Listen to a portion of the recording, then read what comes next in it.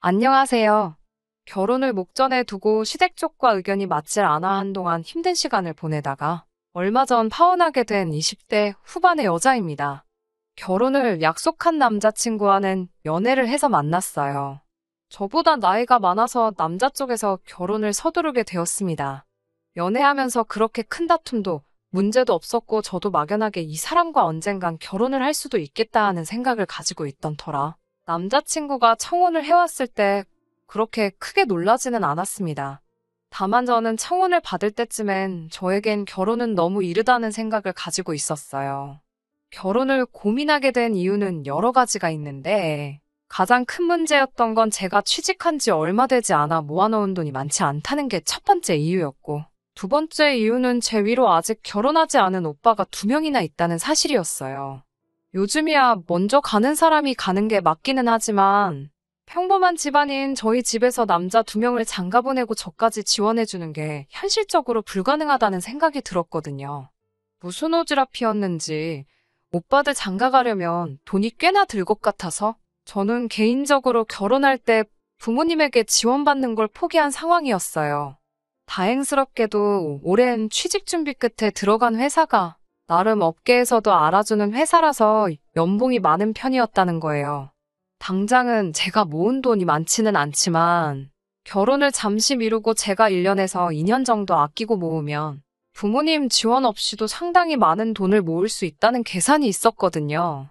그래서 저에게 청혼해온 남자친구에게는 미안하지만 잠시 시간을 줄 수 있냐고 전하며 거절을 하게 되었습니다. 당연히 남자친구는 이유가 뭐냐고 물어왔어요. 이 사실을 숨겨야 할 이유도 딱히 없었기 때문에 솔직하게 제 생각을 말해줬습니다.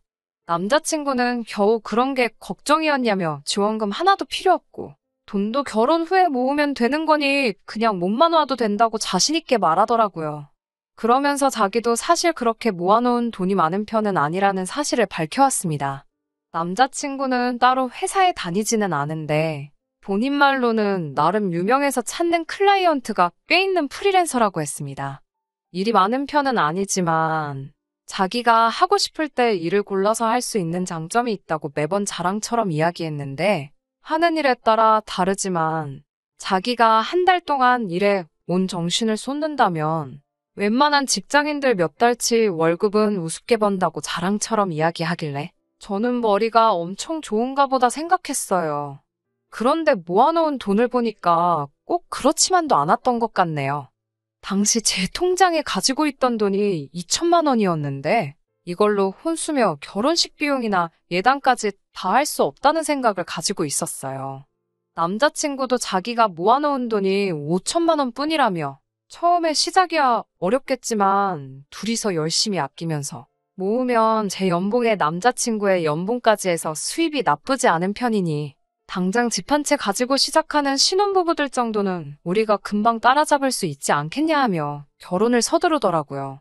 저는 연봉이 4천만 원 정도인데 아무래도 결혼은 현실이다 보니 남자친구가 얼마나 버는지 물어보지 않을 수가 없었어요.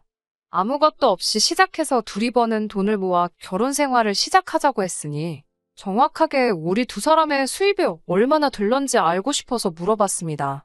남자친구는 자기 잘 버니까 걱정하지 말라며 대답을 피했고 피차 모아둔 돈이 적은 편이니 그냥 양가 지원 생각하지 말고 우리끼리 잘 준비해보자고 하면서 제 마음을 돌리려 노력하더라고요. 몸만 와도 된다는 말에 마음이 돌아선 건 아닙니다.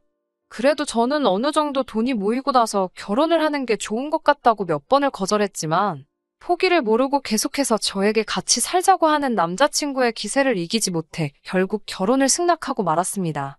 저희 부모님한테 남자친구가 제게 청혼을 해왔고 저도 그 마음을 받아주기로 했다는 사실을 전했을 때 제가 걱정하는 것과는 다르게 저희 부모님은 굉장히 기뻐해 주셨고 저한테 통장 하나를 건네주셨습니다. 제가 시집갈 때를 대비해서 옛날부터 따로 모으고 계시던 거라고 하시면서요. 부모님이 지원해주신 돈과 제가 모아놓은 돈을 합치니 그때 딱 남자친구가 모아놓은 돈과 같은 액수가 되더라고요. 월세방에서 시작하지 않을까 걱정했는데 그 돈이면 살림살이나 가구 같은 거를 하나씩 차차 구해나간다는 조건으로 적당한 구축 빌라에서 시작 정도는 할 수 있겠더라고요. 기대도 안 한 지원에 저도 힘이 많이 나서 참 기분이 좋았어요. 그렇게 결혼 준비 하나씩 해나가면서 저도 웨딩드레스를 입은 행복한 신부를 꿈을 꾸고 있었습니다. 그때까지 정말 아무런 문제도 없었고 남자친구가 저의 남편이 되어서 평생 함께하는 상상을 하며 지내고 있었습니다. 그런데 남자친구가 남자친구 어머님과 만나는 자리를 마련하겠다고 말하며 저녁 약속을 잡더라고요. 그때가 바로 양가 상견례를 앞둔 며칠 전이었고 어차피 며칠 뒤면 보게 될 텐데 그 전에 미리 저를 보고 싶어 한다는 게 참 이상했어요. 남자친구가 말하기를 어머님께서 성질이 급하셔서 저를 먼저 만나보고 싶어 하신다는 대답에 대수롭게 생각하지 않고 알겠다 대답한 후 약속한 날이 돼서 남자친구와 어머님을 만나러 약속 장소에 나갔습니다.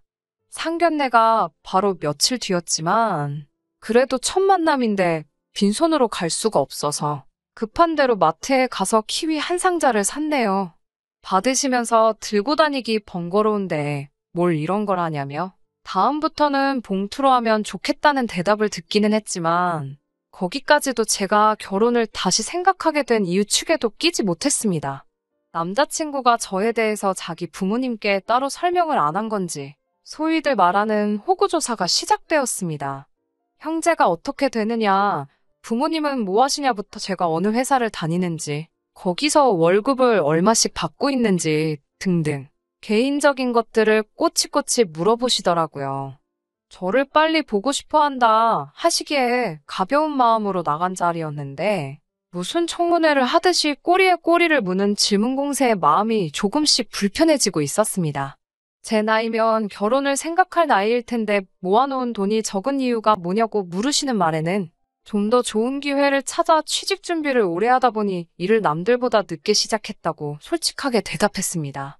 입사한 지 얼마 되지는 않았지만 저는 나름 제 직장에 자부심도 있고 어디 가서 꿀리지 않는 스펙이라고 생각하는데 남자친구의 어머니는 여자가 직장 좋아서 뭐 하냐고 어차피 애를 가지면 그만두고 집에서 애나 보게 될 텐데 하시면서 여태까지의 저의 노력을 후려치기 시작하시더라고요.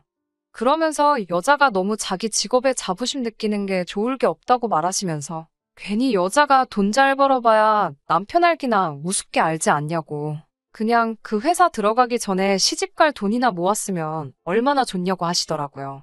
솔직히 조금 충격적이었습니다. 다른 사람도 아니고 내 남편의 어머니, 그리고 얼마 뒤에는 저의 시어머니가 되실 분의 입에서 나올 만한 말이라고 생각되지 않았거든요.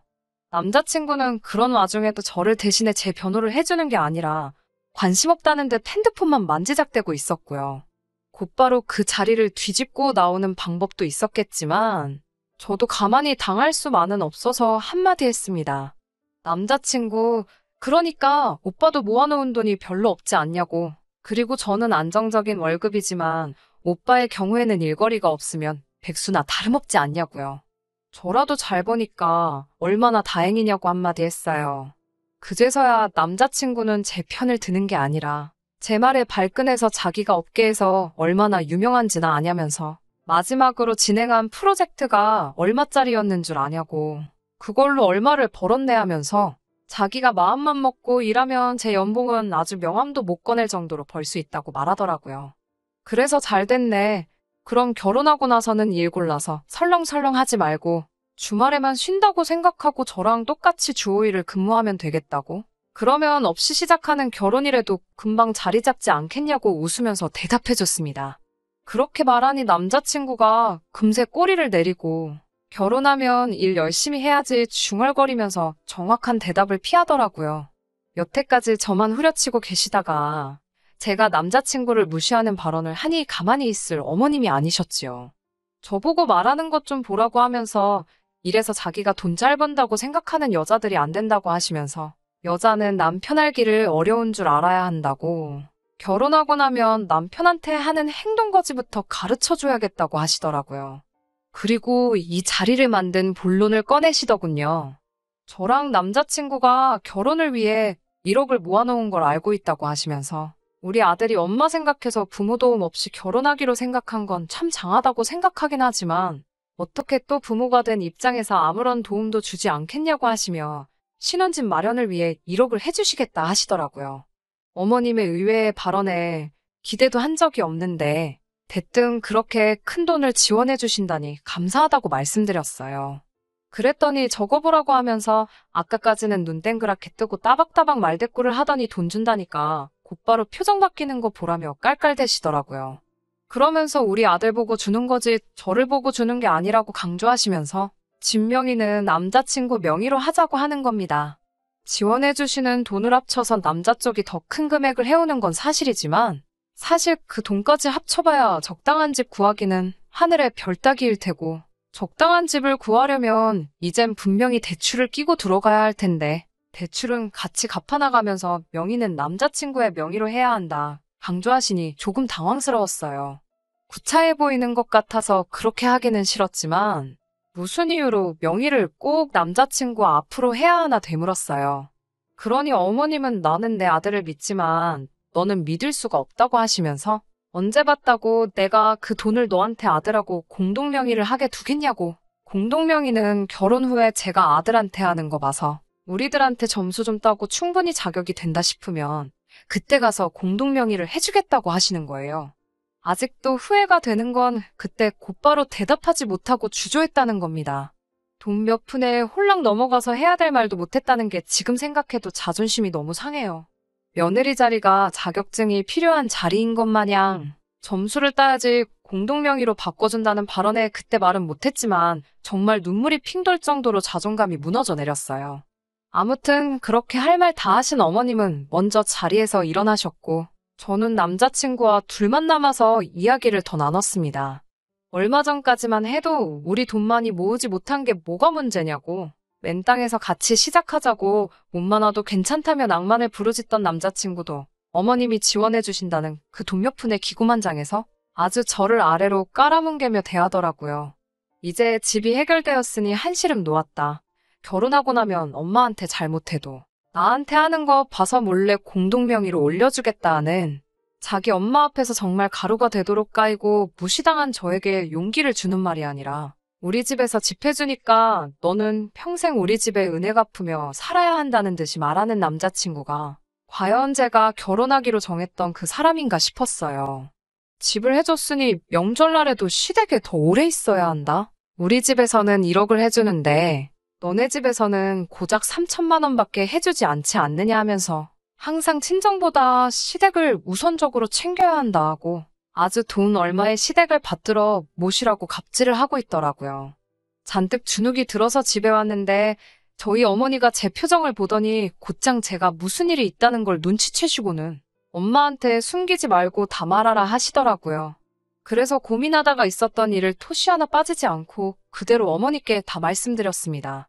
어머니는 당연히 엄청나게 분개하셨어요. 뭐 그런 사람들이 있냐고 결혼 가지고 장사하려고 하는 거냐며 아무것도 없이 시작한다던 애들한테 돈 얼마 지원해줬다고 집안끼리 벌써부터 우위를 정하려드냐며 어이없어 하시더라고요. 다 털어놓고 나니 어머니께서 같이 화를 내주셔도 그냥 제 기분을 위로해주는 거라는 생각밖에 들지 않고 너무 기분이 우울해서 그날은 그냥 일찍 잠에 들었습니다. 그리고 며칠 뒤 시간이 흘러 양가 상견례를 하기로 한 날이 되었어요. 저희 부모님도 일찍부터 부랴부랴 정신없이 준비하셨습니다. 그리고 그날 돈 얼마에 무참히 짓밟혔던 제 자존감을 저희 어머니께서 대신 회복해 주셨네요. 상견례 장소에 도착하자마자 저희 부모님은 대뜸 남자친구 부모님을 향해 애들 집하라고 1억을 보태주시기로 하셨다고 들었다 말씀하시고는 우리 딸한테 우리가 4억을 지원해주기로 했다 하시더라고요. 뭐하러 새로 시작하는 애들한테 대출에 부담까지 안겨주냐며 이왕 해주는 거면 화끈하게 해주자고요. 저는 깜짝 놀랐어요.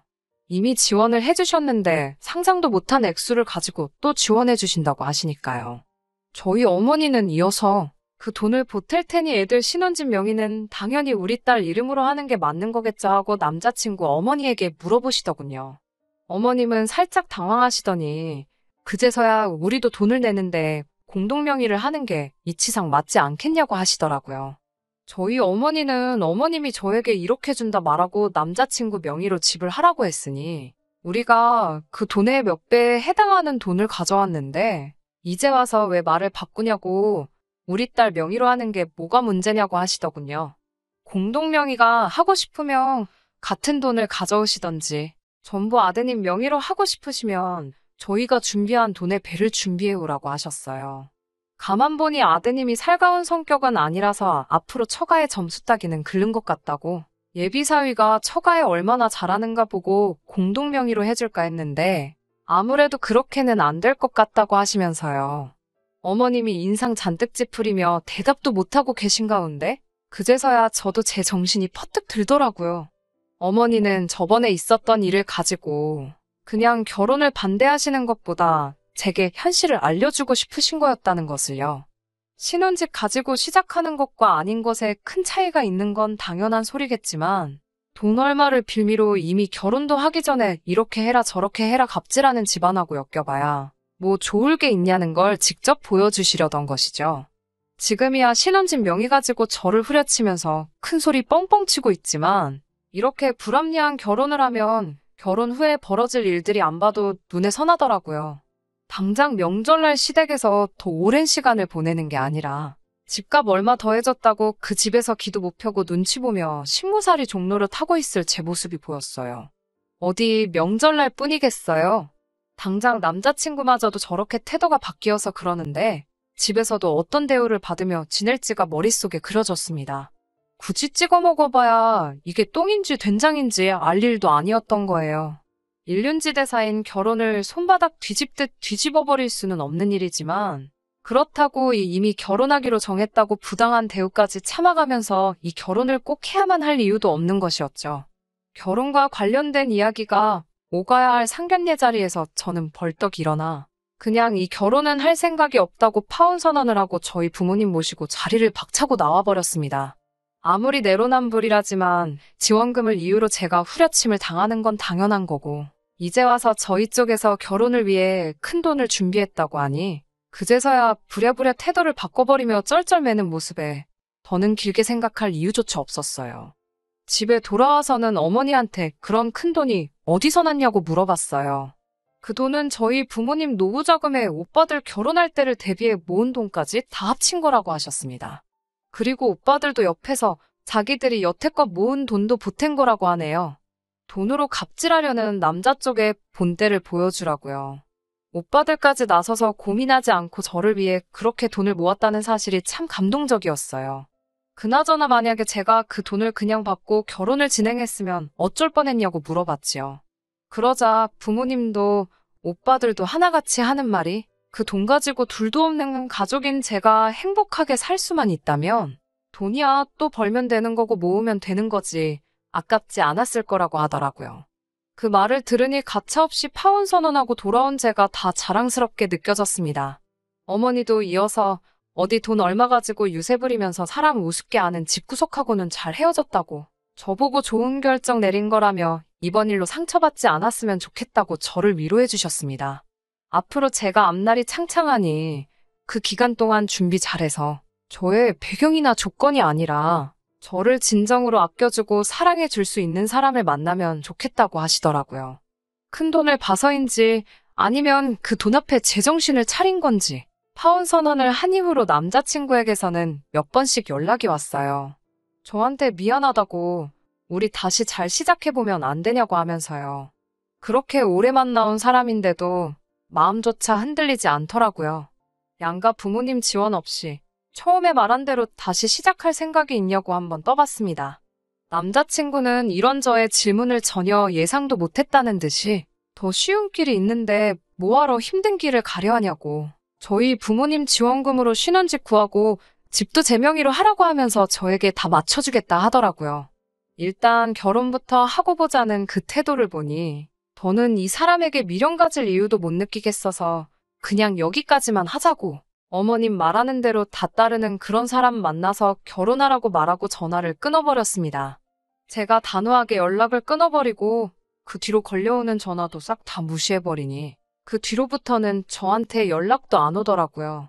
이번에 사람의 본성이 쉽게 바뀌지 않는 걸 배운 것 같아요. 어머니가 해주신 말씀처럼 저의 조건이나 배경이 아닌 진짜 제 자신을 아껴줄 사람을 만났으면 좋겠습니다. 끝까지 들어주셔서 감사합니다. 오늘의 사연은 여기까지입니다. 구독과 좋아요, 알람 설정 부탁드리고 더 좋은 사연으로 다시 찾아뵙겠습니다. 감사합니다.